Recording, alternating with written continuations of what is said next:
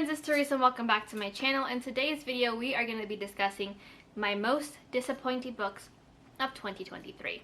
Now, before we get into it, I didn't read a ton of disappointing reads. Like, obviously, you guys have probably been following my vlogs, my wrap-ups, my reviews. You know what books have been severely disappointing.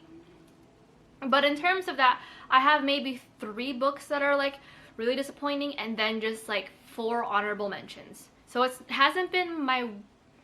Like, in terms of numbers, it hasn't been my best reading year, but in terms of good books that I have read this year, it hasn't been my worst.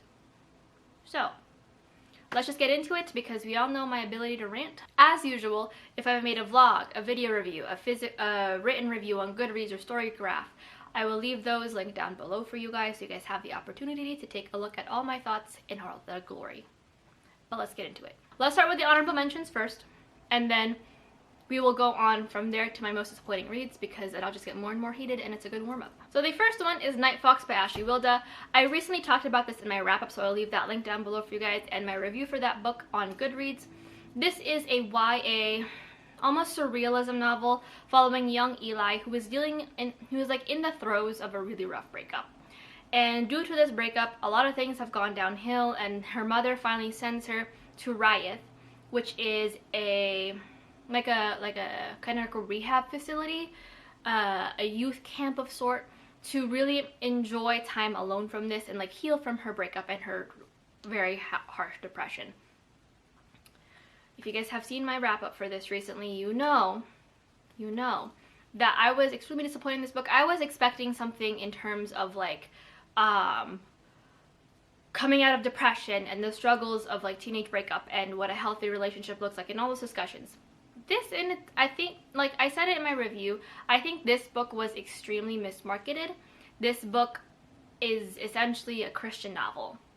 There are a lot of Christian references throughout this novel, one being Gail, like the youth pastor of this thing, basically being Jesus he's like stuck in a time loop, but he's there to shepherd the lost souls into what they need and how they need it. And it was just a whole thing. I ended up DNFing this book actually at 75 to 76%. But I was like almost at the end, and by then Eli had not changed at all. She still was very selfish, very much I know what's right for me and I'm just gonna keep following the beat of my own drum. There was no sense of change in her by then, and I wasn't about to do like a story like a Christmas time magical change at 25% of the book left to go. So I just DNF'd. But yeah, I was very disappointed in this book. I will leave since you guys will be in the review of the book, you guys can check out the other complaints that other people have had in terms of the mismarketing, the representation, the discussions of fundy Christianity and extremist Christianity in this novel. So I'll just leave it at that and let you guys decide from there. The next disappointing read is I Loved You in Another Life by David Arnold. This is a YA sort of magical, historical, contemporary fiction. It's a lot of things. Following Sloane and Taft. Taft wants to go to Alaska to study after high school, but given his mom's illness and his brother's being special needs, he's deciding to maybe pull back on that. Meanwhile, Sloane was at the top of her game. She was set to go to, I think, California for acting school, that is until her sister's accident.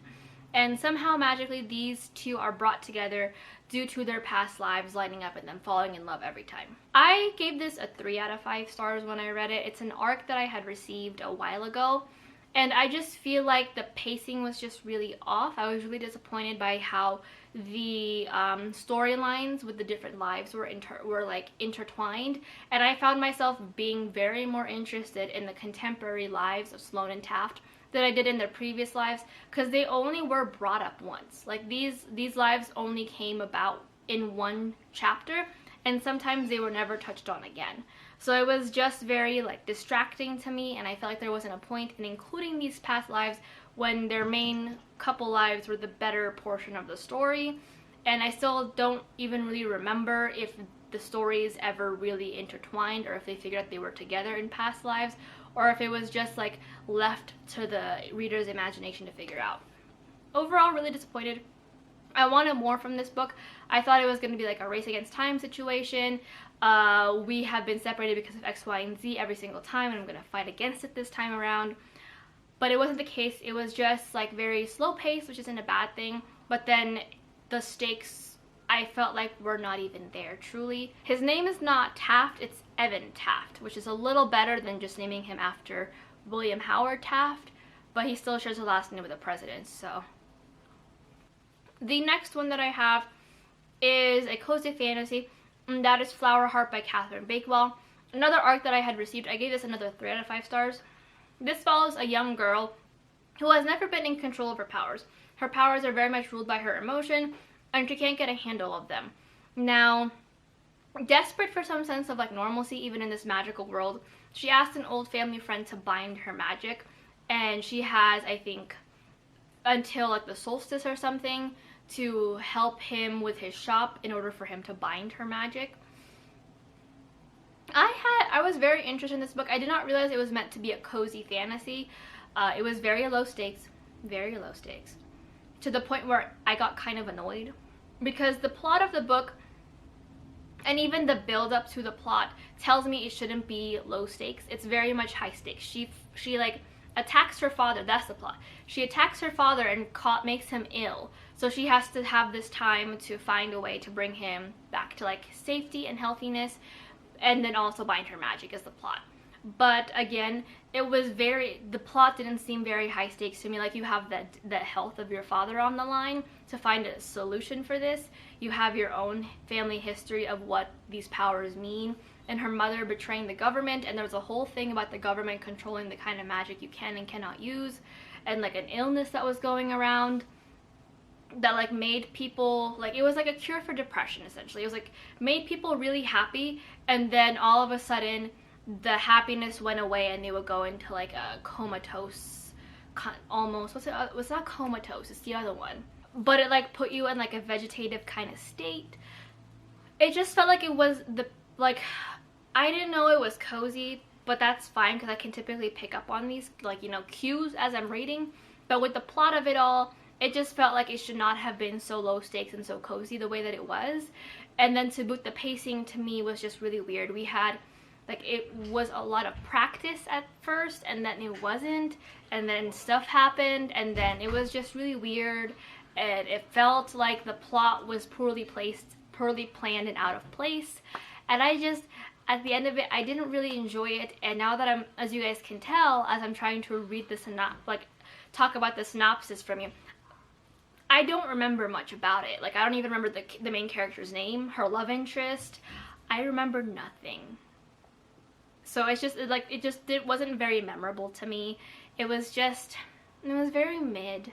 And I think this one should not have been categorized as a cozy novel, because the stakes in this situation were not very low.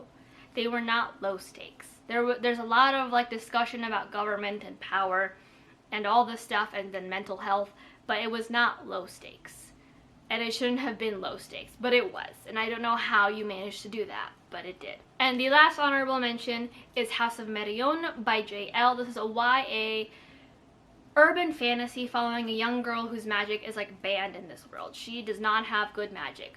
And after an attempt on her life, she and her mother are separated, and in an attempt to find some safety, some assistance, she runs to her grandmother, and her grandmother's like gigantic mega McMansion, where she teaches students how to control their magic and go through like the phases of like gaining their magic and whatnot. I gave this a 3 out of 5 stars. We're seeing a pattern here. I think this book had a lot of potential. It was very reminiscent of Shadowhunters in the very beginning, when she literally watches someone get murdered and realizes that the world that she lives in is not her own. But I think ultimately what got to me was the pacing. It just felt like it was a lot of academic stuff, and then toward like the last 25% of the book, it was like everything that was supposed to happen or be sprinkled into the novel started happening, and I still didn't have a lot of answers. I really read this book more so because I was really intrigued by the magic system, the concept that like your magic physically manifests as a form of a crown or a mask. I really enjoyed, and to see how that would like carry on throughout the book was my favorite part of the thing. And like the gigantic crystal that like designates whether or not magic is good or evil. It was very fun to me, but the academic portions needed to be chopped down severely. Like, I didn't need to know that she was failing every single test, or that she had a week to fix a test. I didn't really understand the timeline of it all, how far along, like she was thrust into this academic program kind of midway, and then was expected to be like the top tier student because her grandma was like the headmaster or something. And it just like it just felt really disjointed. The pacing really was not there at all, and the love interests, like the romance between the two, was also non-existent. It was like really trying to force this like deep, dark, mysterious person with this girl who's out of place in this world. And I understand the parallel to Jason Clary, but it just, the chemistry was just not there. And I really was just, like, by the end of it, I was like, what am I reading this book for? Shouldn't have I had just DNF'd. But the hopeful part of me was really, really, really, really hoping that maybe deep down, deep down, we would get like answers, and it would, like, the book would like give me a reason to keep going with the series, but it did not.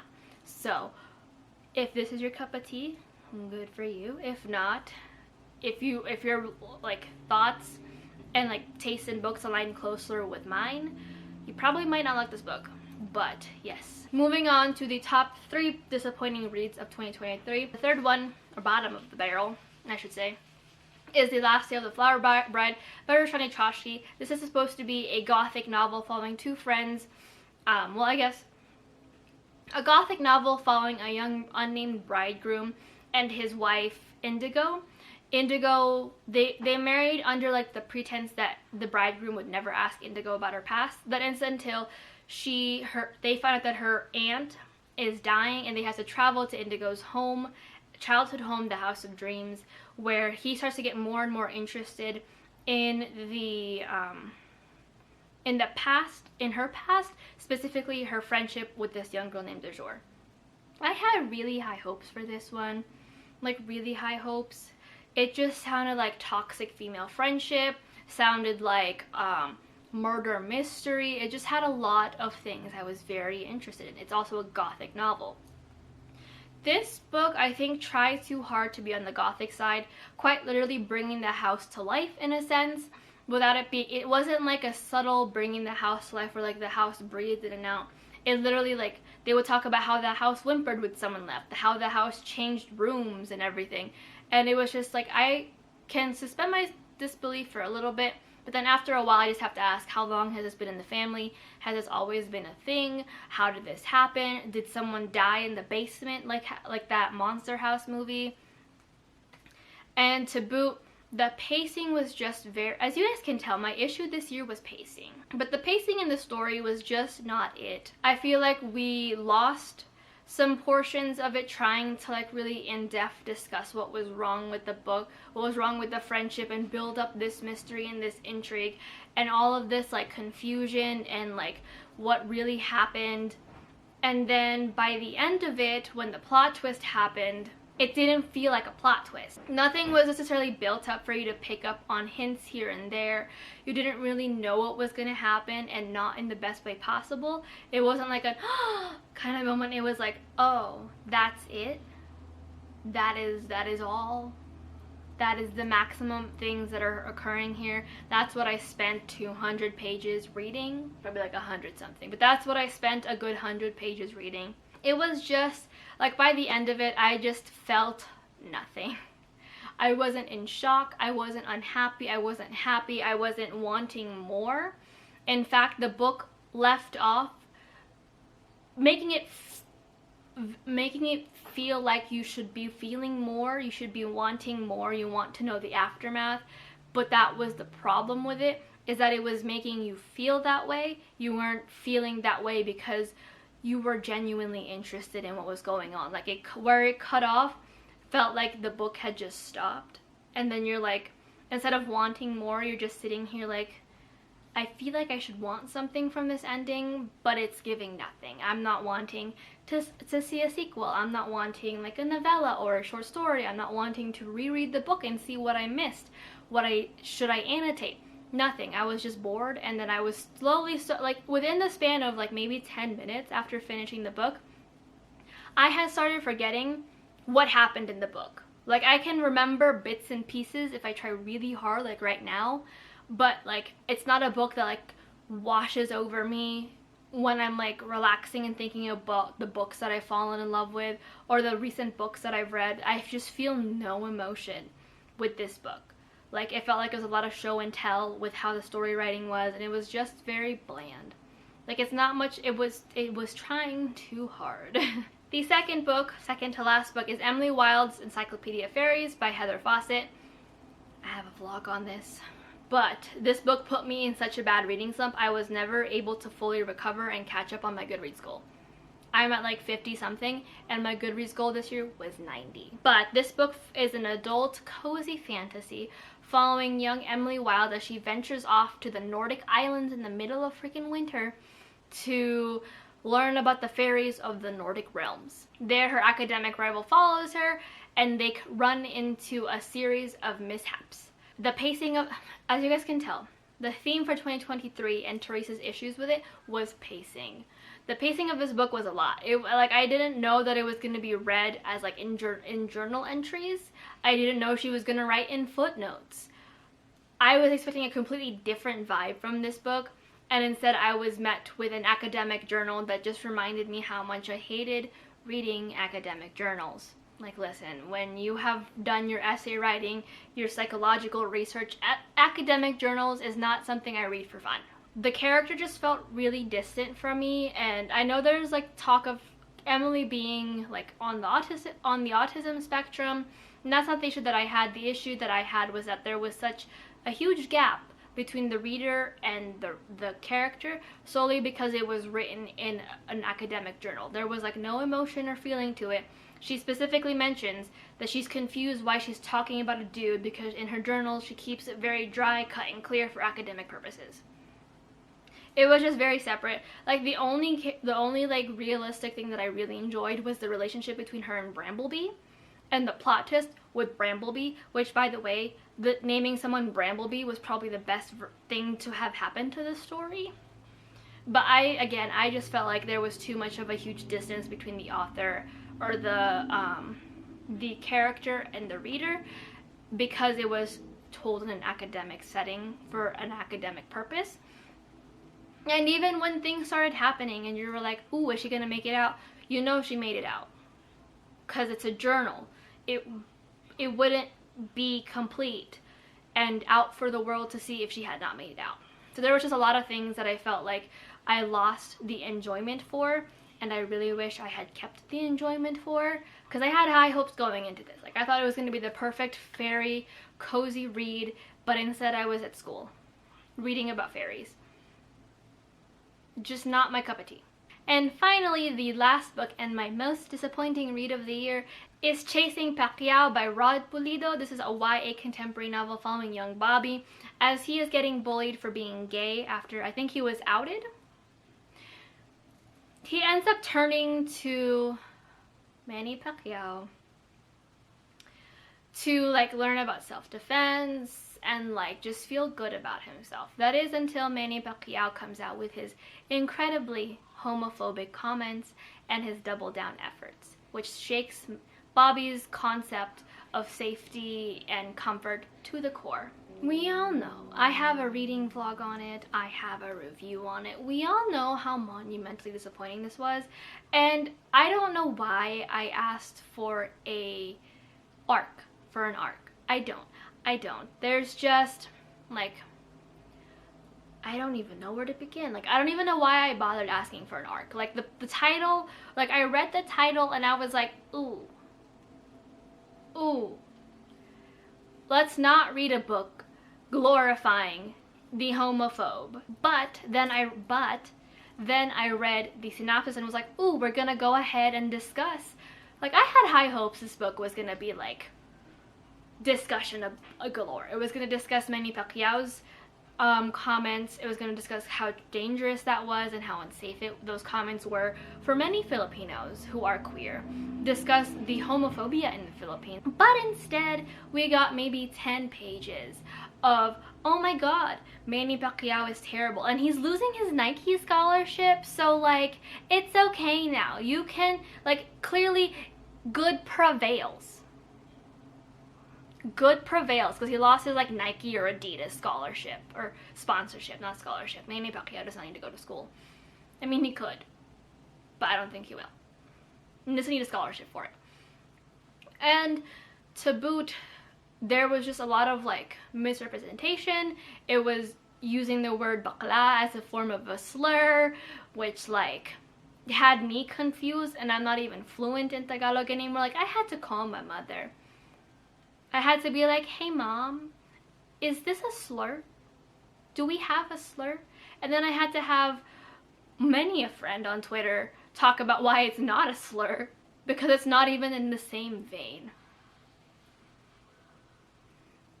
Along with just like bad pacing issues, like, and just overall like an ending that I feel like was not well deserved. It was just like disappointing. Like I get it, I'm Filipino American too. I would love to write about my experiences as a Filipino American, but I also am aware that I have some gaps in my knowledge in terms of the language and the culture that is ever changing as, you know, the world progresses. I haven't been to the Philippines since 2003. I don't have a ton of Filipino friends. Reno was not the place to make Filipino friends. I have a handful of them.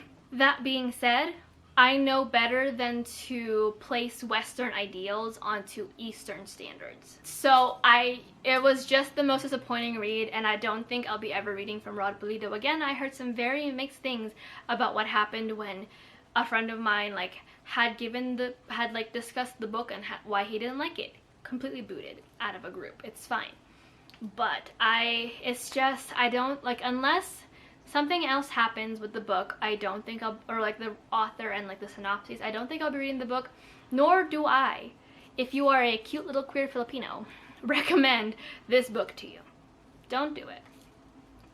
Don't do it. Like I said, it was just lacking a lot of like care toward like the Filipino languages, or the Filipino language, Tagalog in general. Lacking a lot of care in those aspects, lacking a lot of care in like what discussions should happen when someone that you idolize suddenly hates you for your every fiber of your being and you've never met them. Like, I was there. Like, I was out and about when Manny Pacquiao made those comments. So like, this was like a slap in the face to the like struggle that I had felt when I was out, and I had to keep going to those like, let's watch Manny Pacquiao like gatherings and then have everyone in the world or in the room chant for this fucker or this man who equated gay people to gorillas. You know, it's time we replace Manny. But that is it for my disappointing reads of 2023. If you guys agree with any of these things, if you disagree, let's have healthy conversation in the comments, or you can let me know what your disappointing reads of 2023 are in the comments as well, and we can all chat about them. But until next time, hopefully you guys are taking care of yourselves and have a wonderful, wonderful weekend. Right? Weekend, when Wednesday is coming out? Yeah. Have a wonderful weekend, and I'll talk to you guys in my next video. If you guys want to see more, hit subscribe, like, and comment. Bye.